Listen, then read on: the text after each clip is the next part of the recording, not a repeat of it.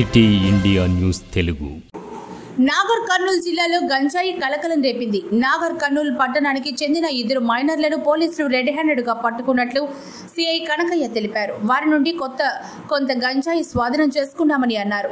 వారికి గంజాయి ఎలా వచ్చింది, ఎవరు సరఫరా చేస్తున్నారు, ఎక్కడి నుండి వచ్చింది వారిని అడిగి తెలుసుకుంటూ విచారిస్తామని తెలిపారు. యువత మైనర్లు గంజాయి బారిన పడి ఆరోగ్యాన్ని పాడు చేసుకోవద్దని, దానివల్ల యువత తప్పుదారిన పడుతోందని, ఈ గంజాయి వల్లే అసాంఘిక సంఘటనలు జరిగే అవకాశం ఉందని అన్నారు.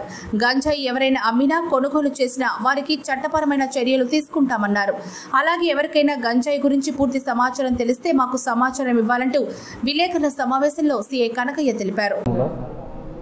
గత కొన్ని రోజుల నుంచి గంజాయిని కొంతమంది యువకులు తాగుతున్నట్టు నమ్మదగిన సమాచారం ప్రకారం గత 15 రోజుల క్రితం సంతోష్ నాయక్ అనే వ్యక్తిని అరెస్ట్ చేసి రిమాండ్ చేయడం జరిగింది. అదేవిధంగా ఈరోజు 2 వ్యక్తులు గంజాయిని హైదరాబాద్ నుంచి తీసుకొచ్చి వాళ్ళు తాగుతూ అదేవిధంగా ఇక్కడ ఎక్కువ ధరలకు అమ్ముతున్నారనే నమ్మదైన సమాచారం ప్రకారం 2 వ్యక్తులను అదుపులోకి తీసుకొని అటు వ్యక్తులను కూడా ఈరోజు రిమాండ్ చేయడం జరుగుతుంది.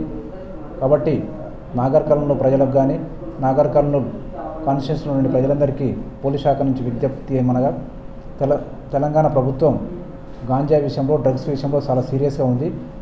ఎవరైనా గాంజాయి కానీ డ్రగ్స్కు బారిన పడ్డటువంటి యువత చెడు మార్గాలకు వెళ్ళే అవకాశం ఉంది. కాబట్టి తల్లిదండ్రులకు మరియు యువతకు మా యొక్క విజ్ఞప్తి ఏమనగా ఎవరు కూడా దయచేసి గాంజాయి బారిన పడద్దు. గాంజాయి తాగడం వల్ల వాళ్ళకు వ్యక్తిగతంగా అనారోగ్యానికి గురి కావడం జరుగుతుంది. అదేవిధంగా సమాజానికి కూడా చాలా చేటు జరుగుతుంది. కాబట్టి ఎవరు కూడా యువత చెడు మార్గంలో పోవద్దు. ప్రజలు కూడా మా యొక్క విజ్ఞప్తి ఏంటంటే ఎవరైనా యువత గాంజాయికి అలవాటు పడి గాంజాయి తాగుతున్నట్టు సమాచారం ఇచ్చినట్టయితే వాళ్ళ పేర్లు గోప్యంగా ఉంచబడతాయి, వాళ్ళపై చట్ట ప్రకారం చర్య తీసుకోబడుతుంది. కాబట్టి ఎవరు కూడా దయచేసి గాంజాయి బారిన పడకుండా మంచి మార్గంలో ఉండాలి, సమాజానికి మేలు చే విధంగా ఉండాలని కోరుకుంటున్నాం. కాబట్టి ప్రజలు ఏదైనా మీ దృష్టికి వస్తే మాకు సమాచారం ఇచ్చి సహకరించగలని మనవి. ఇప్పటిదాకా 3 కేసులు, బిజినపల్లి 1, నాగర్ కర్నూలు 2.